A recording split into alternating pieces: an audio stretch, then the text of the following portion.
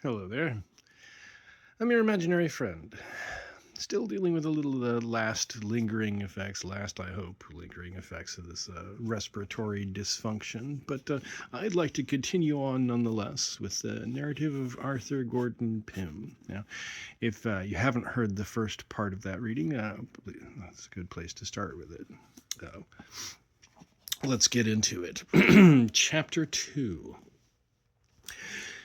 In no affairs of mere prejudice, pro or con, do we deduce inference with entire certainty, even from the most simple data. It might be supposed that a catastrophe such as I have just related would have effectually cooled my incipient passion for the sea. On the contrary, I never experienced a more ardent longing for the wild adventures incident to the life of a navigator than within a week after our miraculous deliverance. This short period proved amply long enough to erase from my memory the shadows and bring out in vivid light all the pleasurably exciting points of color, all the picturesqueness of the late perilous accident. My conversations with Augustus grew daily more frequent and more intensely full of interest. He had a manner of relating his stories of the ocean, more than one half of which I now suspect to have been sheer fabrications, well adapted to have weight with one of my enthusiastic temperament and somewhat gloomy, although glowing, imagination. It is strange, too, that he most strongly enlisted my feelings in behalf of the life of a seaman when he depicted his more terrible moments of suffering and despair. For the bright side of the painting, I had a limited sympathy. My visions were of shipwreck and famine, of death or captivity among barbarian hordes, of a lifetime dragged out in sorrow and tears upon some grey and desolate rock in an ocean unapproachable and unknown. Such visions or desires, for they amounted to desires, are common, I've since been assured, to the whole numerous race of the melancholy among men. At the time of which I speak, I regarded them only as prophetic glimpses of a destiny which I felt myself in a measure bound to fulfill. Augustus thoroughly entered into my state of mind. It is probable indeed that our intimate communion had resulted in a partial interchange of character. About 18 months after the period of the Ariel's disaster, the firm of Lloyd and Vredenburgh, a house connected in some manner with the Messrs. Enderby, I believe, of Liverpool, were engaged in repairing and fitting out the brig Grampus, for a whaling voyage.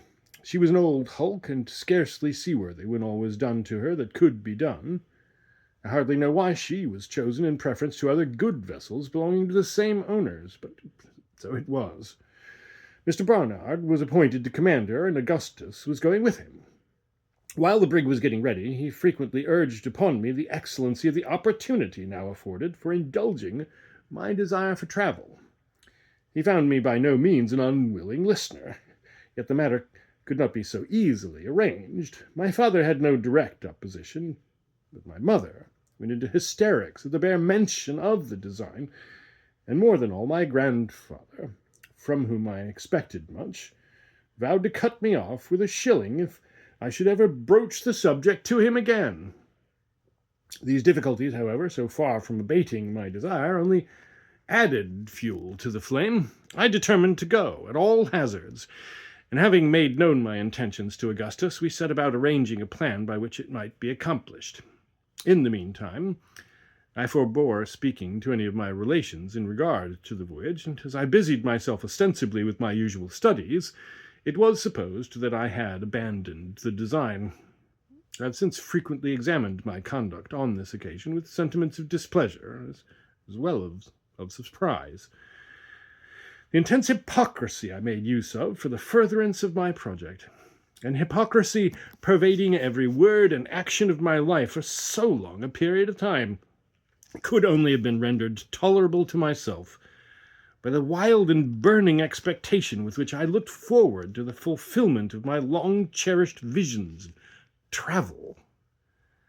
In pursuance of my scheme of deception, I was necessarily obliged to leave much to the management of Augustus, who was employed for the greater part of every day on board the Grampus, attending to some arrangements for his father in the cabin and cabin hold.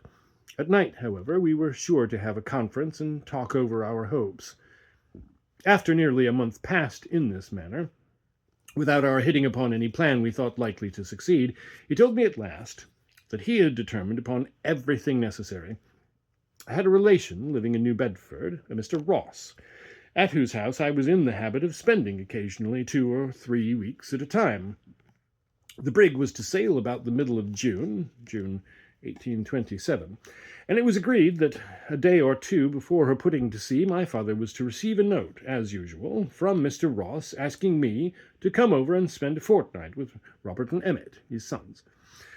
Augustus charged himself with the inditing of this note and getting it delivered. Having set out, as supposed, for New Bedford, I was then to report myself to my companion, who would contrive a hiding-place for me in the Grampus. This hiding-place, he assured me, would be rendered sufficiently comfortable for a residence of many days, during which I was not to make my appearance. When the brig had proceeded so far on her course as to make any turning back a matter out of question, I should then, he said, be formally installed in all the comforts of the cabin, and as to his father, he would only laugh heartily at the joke. Vessels enough would be met with by which a letter might be sent home explaining the adventure to my parents. The middle of June at length arrived. Everything had been matured. The note was written and delivered, and on a Monday morning I left the house for the New Bedford packet, as supposed. I went, however, straight to Augustus, who was waiting for me at the corner of a street. It had been our original plan that I should keep out of the way until dark and then slip on board the brig, but as there was now a thick fog in our favour, it was agreed to lose no time in secreting me. Augustus led the way to the wharf, and I followed at a little distance, enveloped in a thick seaman's coat which he had brought with him, so that my person might not be easily recognized. Just as we turned the second corner after passing Mr. Edmund's well, who should appear, standing right in front of me and looking me full in the face, but old Mr. Peterson, my grandfather. "Why, bless my soul, Gordon," said he, after a long pause. Why, whose dirty cloak is that you have on?" "Sir," I replied, assuming as well as I could, in the exigency of the moment, an air of offended surprise, and talking in the gruffest of all imaginable tones. "Sir, you are somewhat mistaken. My name, in the first place, bean't nothing at all like Gordon, and I'd want for you to know better, you blackguard, than to call my new overcoat a dirty one." For my life, I could hardly refrain from screaming with laughter at the odd manner in which the old gentleman received this handsome rebuke. He started back 2 or 3 steps, turned first pale and then excessively red, threw up his spectacles, and, putting them down, ran full tilt at me with his umbrella uplifted.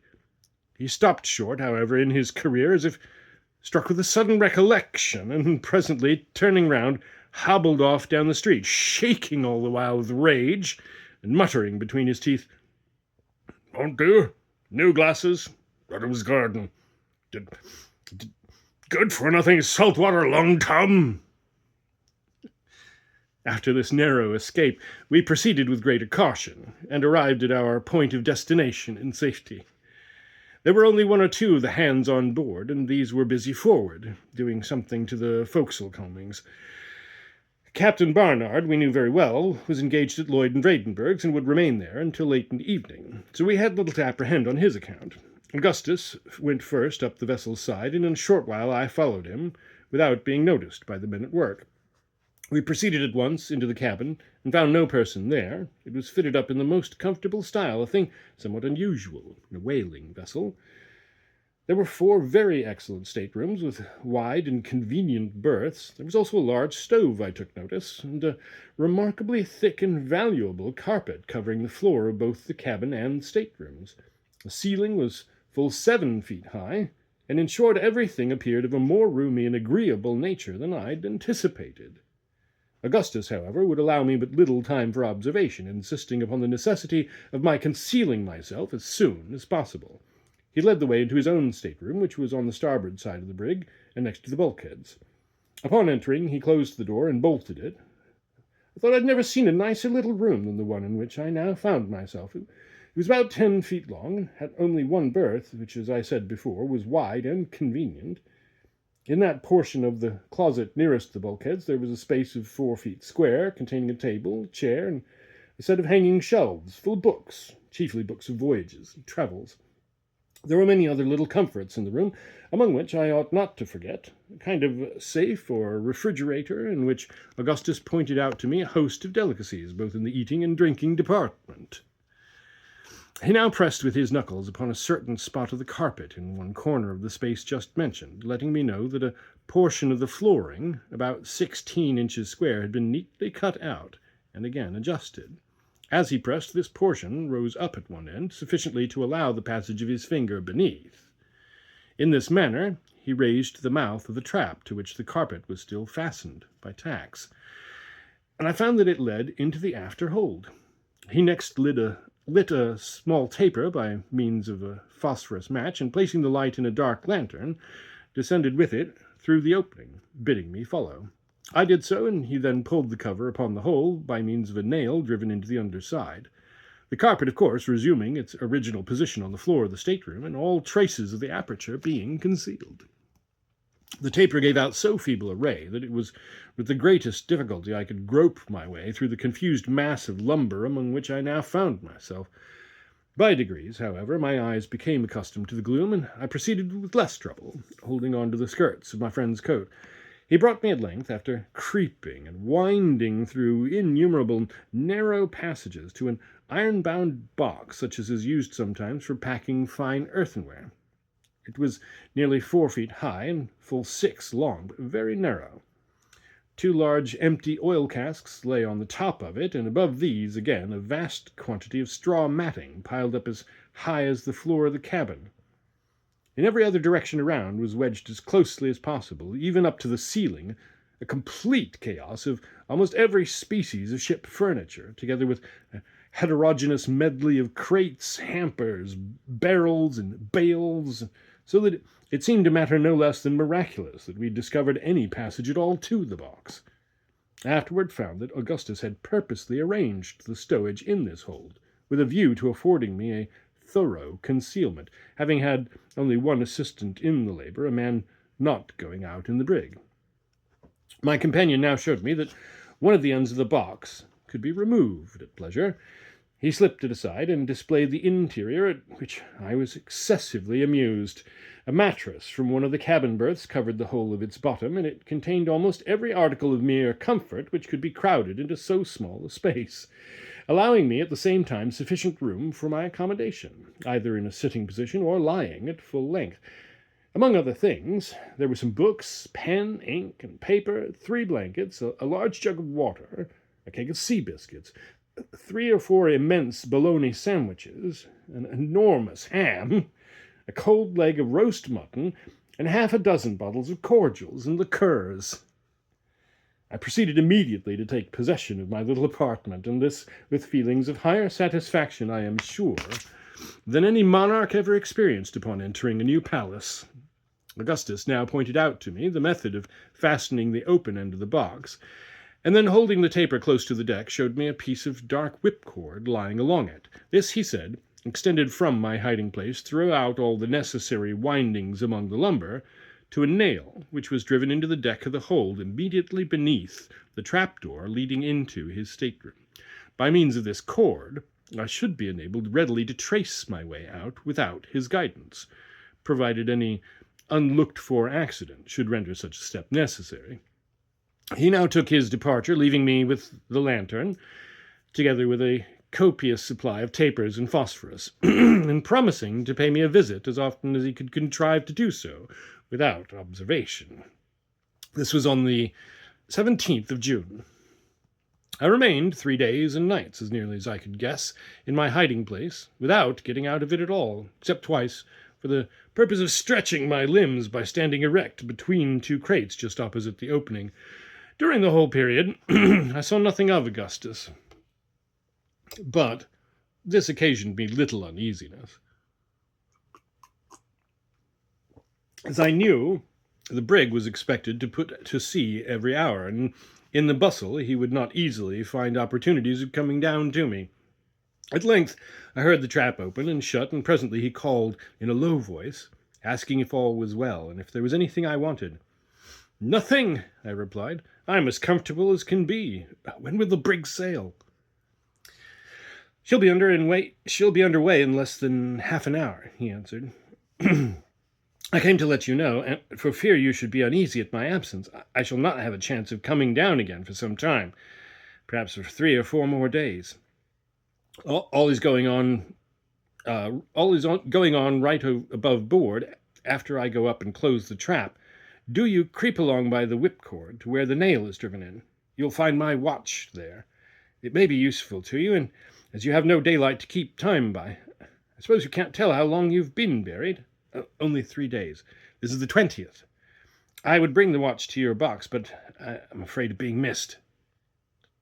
With this, he went up. In about an hour after he'd gone, I distinctly felt the brig in motion, and congratulated myself upon having at length fairly commenced a voyage. Satisfied with this idea, I determined to make my mind as easy as possible, and await the course of events until I should be permitted to exchange the box for the more roomy, although hardly more comfortable, accommodations of the cabin.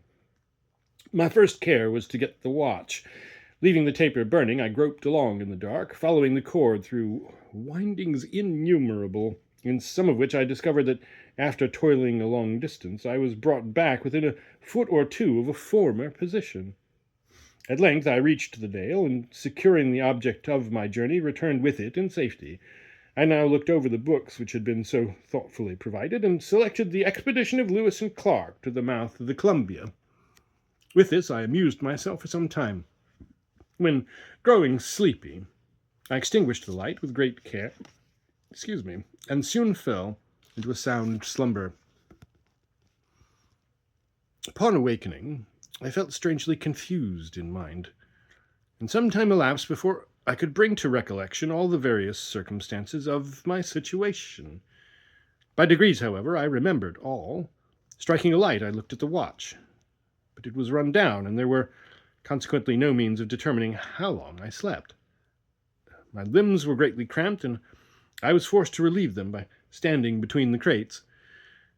Presently, feeling an almost ravenous appetite, I bethought myself of the cold mutton, some of which I had eaten just before going to sleep, and found excellent. What was my astonishment in discovering it to be in a state of absolute putrefaction!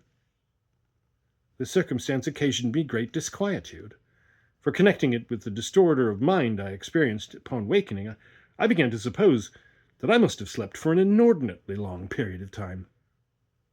The close atmosphere of the hold might have had something to do with this, and might in the end be productive of the most serious results. My head ached excessively. I fancied that I drew every breath with difficulty, and in short, I was oppressed with a multitude of gloomy feelings. Still, I could not venture to make any disturbance by opening the trap or otherwise, and having wound up the watch, contented myself as well as possible.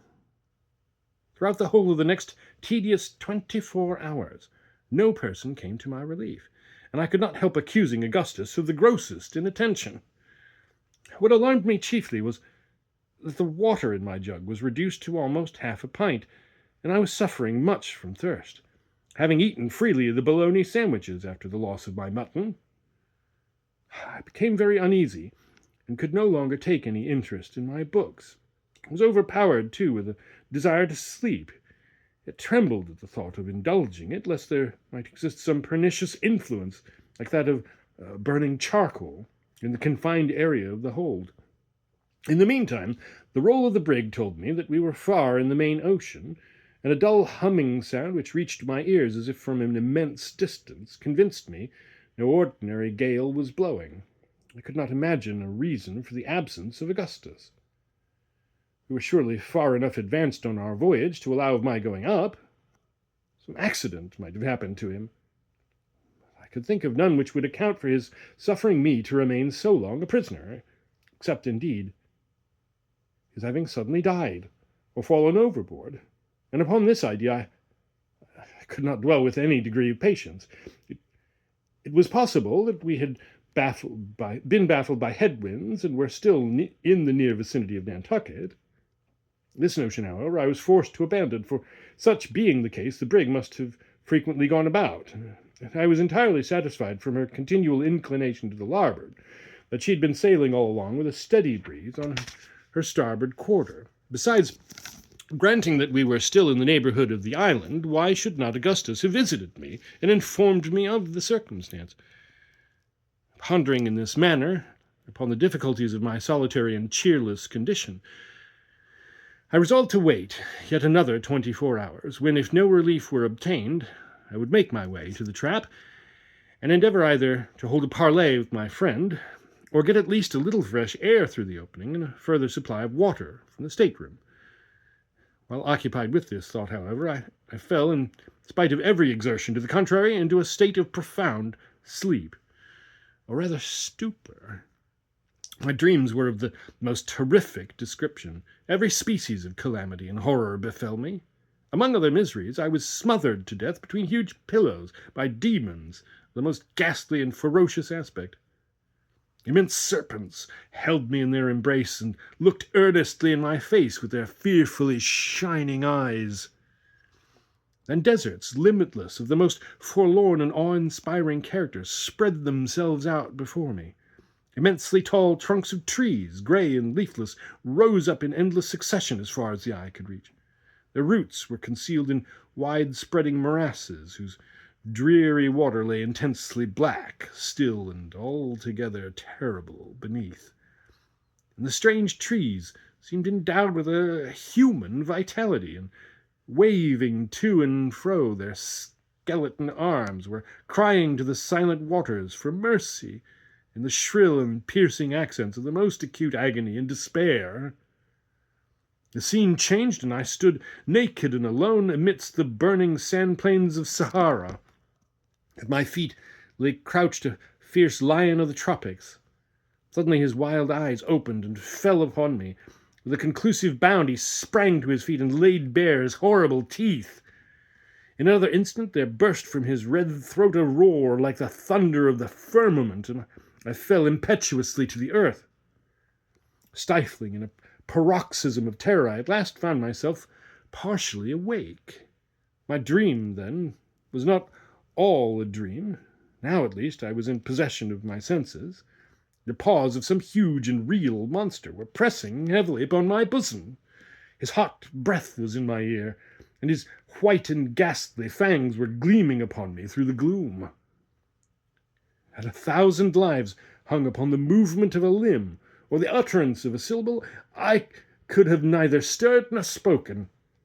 The beast, whatever it was, retained his position without attempting any immediate violence, while I lay in an utterly helpless, and I fancied a dying condition beneath him.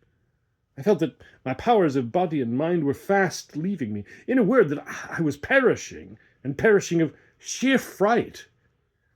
My brain swam. I grew deadly sick. My vision failed. Even the glaring eyeballs above me grew dim. Making a last strong effort, I at length breathed a faint ejaculation to God and resigned myself to die. The sound of my voice seemed to arouse all the latent fury of the animal. He precipitated himself at full length upon my body. But what was my astonishment when, with a long and low whine, he commenced licking my face and hands with the greatest eagerness, and with the most extravagant demonstration of affection and joy. I was bewildered, utterly lost in amazement, but I could not forget the peculiar whine of my Newfoundland dog, Tiger, and the odd manner of his caresses I well knew. It was he. I experienced a sudden rush of blood to my temples, a giddy and overpowering sense of deliverance and reanimation.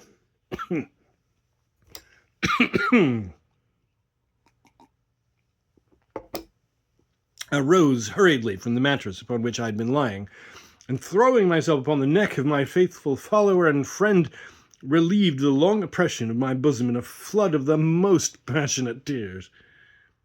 As upon a former occasion, my conceptions were in a state of the greatest indistinctness and confusion after leaving the mattress.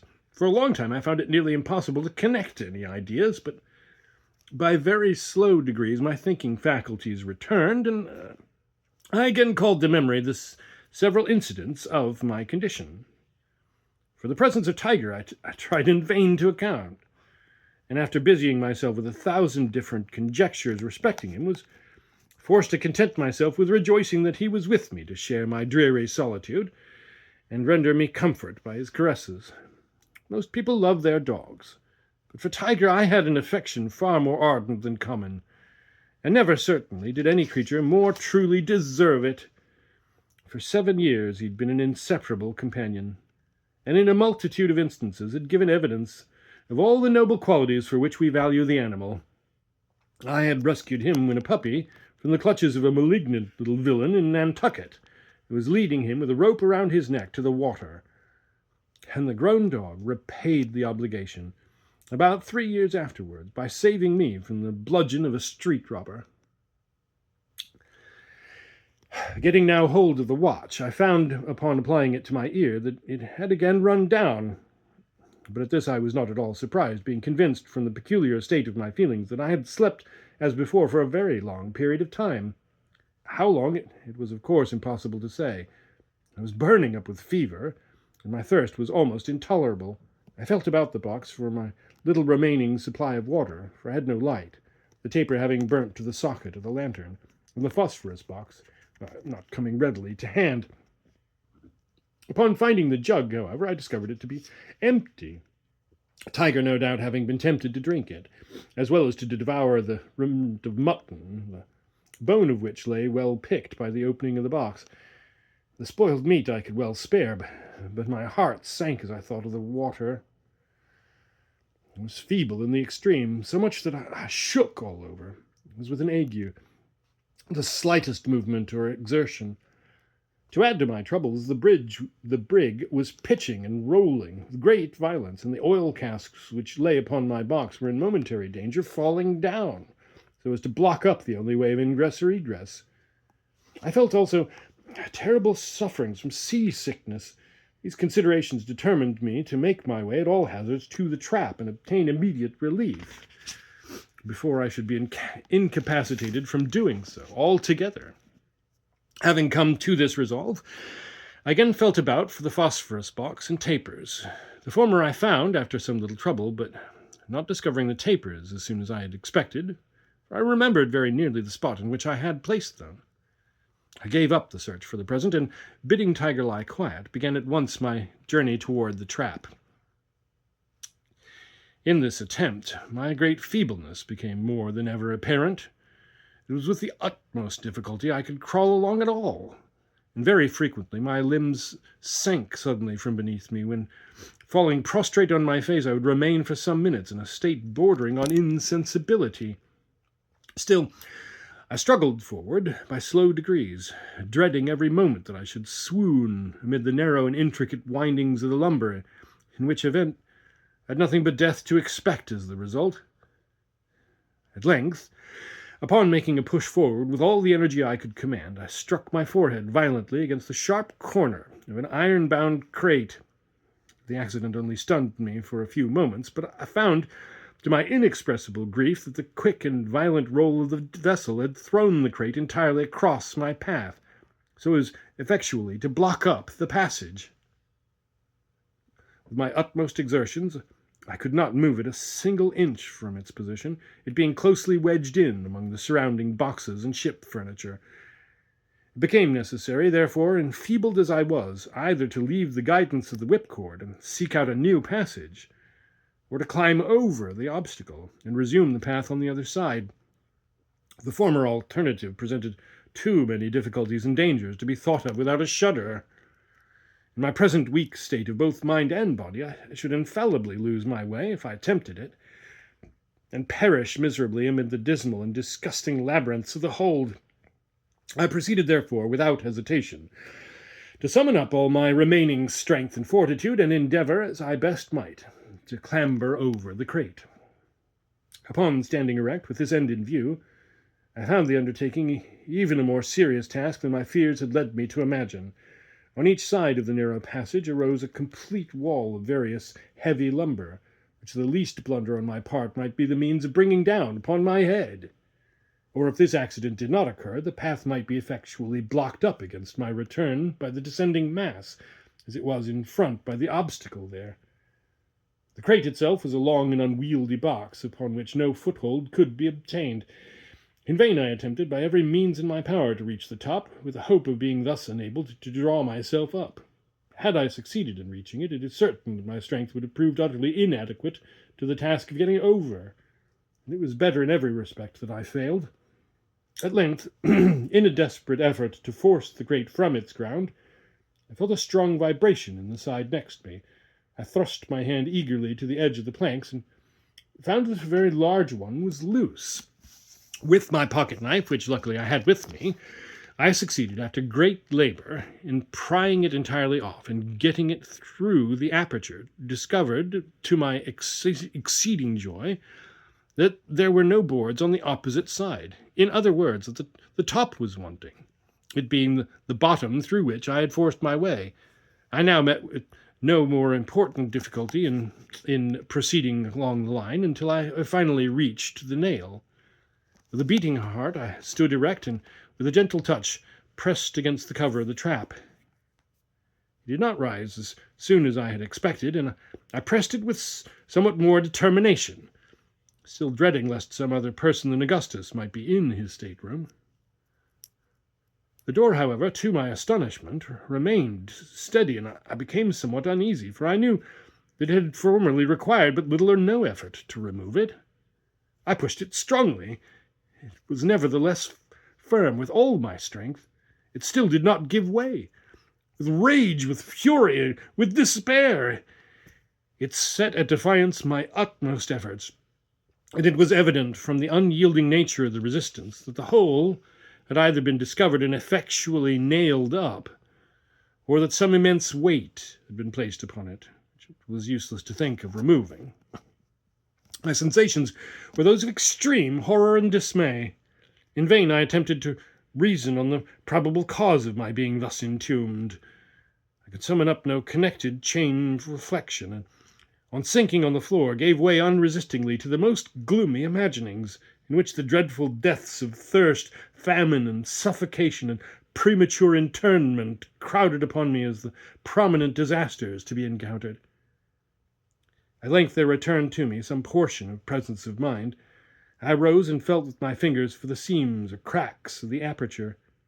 Having found them, I examined them closely to ascertain if they emitted any light from the stateroom, but none was visible. I then forced the blade of my penknife through them until I met with some hard obstacle. Scraping against it, I discovered it to be a solid mass of iron, which from its peculiar wavy feel as I passed the blade along it, I concluded it to be a chain cable. The only course now left me was to retrace my way to the box, and there either yield to my sad fate, or to try so to tranquilize my mind as to admit of my arranging some plan of escape. I immediately set about the attempt, and succeeded, after innumerable difficulties, in getting back. As I sank utterly exhausted upon the mattress, Tiger threw himself at full length by my side, and seemed as if desirous by his caresses of consoling me in my troubles, and urging me to bear them with fortitude.